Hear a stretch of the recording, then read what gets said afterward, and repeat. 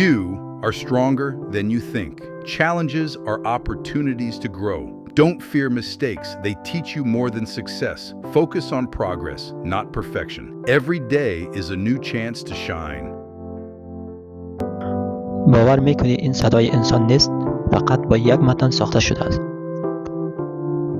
اگر صدای خوب برای ویدیو نداری، این برنامه مشکل تو را در 1 دقیقه حل میکند. روز برایتان یاد میدهم چطور از متن صدای واقعی و طبیعی بسازی و هم با برنامه الوین لبز.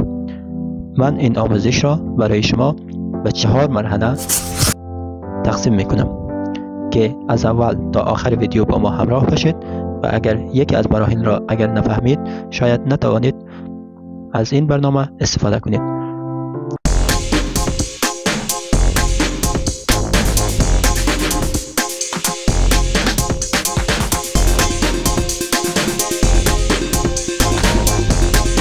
مرحله اول در گوگل پلی رفته، اینجا من میروم در گوگل پلی. در این قسمت شما الوین لب سرچ میکنید. الوین لبز من قبلا سرچ کردم، بالا آمده.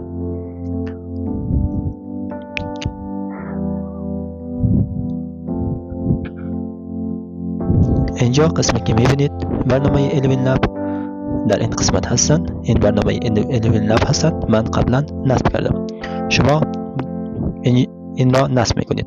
دوم شما باید برنامه را نصب کردید، داخل شده و با یک اکاونت ایمیل خود لاگین میشوید.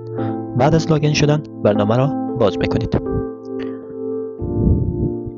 من قبلا برنامه را نصب کردم و لاگین شدم.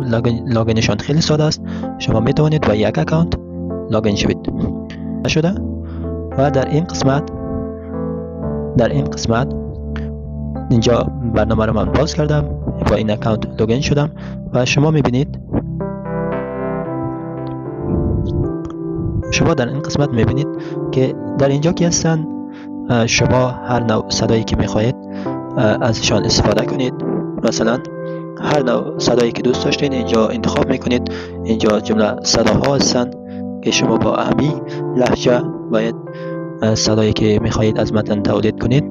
شما میتوانید با هر لهجه میتوانید صداها را بسازید. اینجا گزینه صداهاست. خب رسیدیم در مرحله سوم. مرحله سوم شما در چت جی پی تی رفته هر متنی یک متن میخواهید، مثلا میخواهید درباره یک ویدیوی انگیزشی بسازید یا ویدیوهای کوتاه میسازید در یوتیوب، فیسبوک یا اینستاگرام. شما یک متن انگلیسی را مثلا انتخاب میکنید. اینجا از چت جی پی تی میخواهید که در شما متن‌های انگلیسی کوتاه برای ویدیوهایتان بدهد. شما اینجا سرچ میکنید در چت جی پی تی. مثلا من سرچ میکنم 10 تا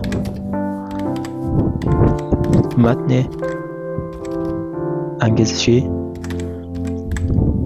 به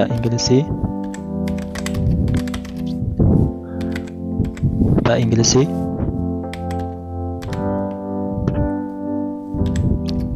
برای ویدیوهای شورت.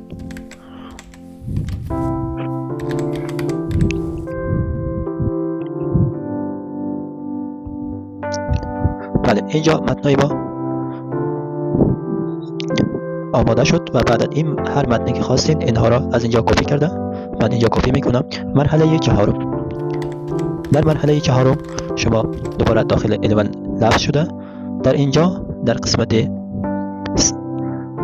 این قسمت شما متنی که کپی کردید اینجا پست میکنید.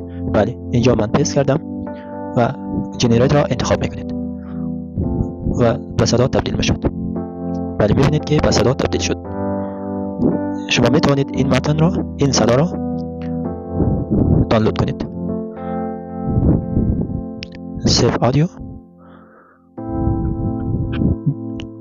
اینجا من ذخیره کردم. خب دوستان، این بود از آموزش برنامه الوین لب. شما میتوانید با این قسم با متن میتوانید صداهای کاملا طبیعی را تولید کنید و میتوانید در ویدیوهایتان استفاده کنید. صداها کاملا رایگان میباشد.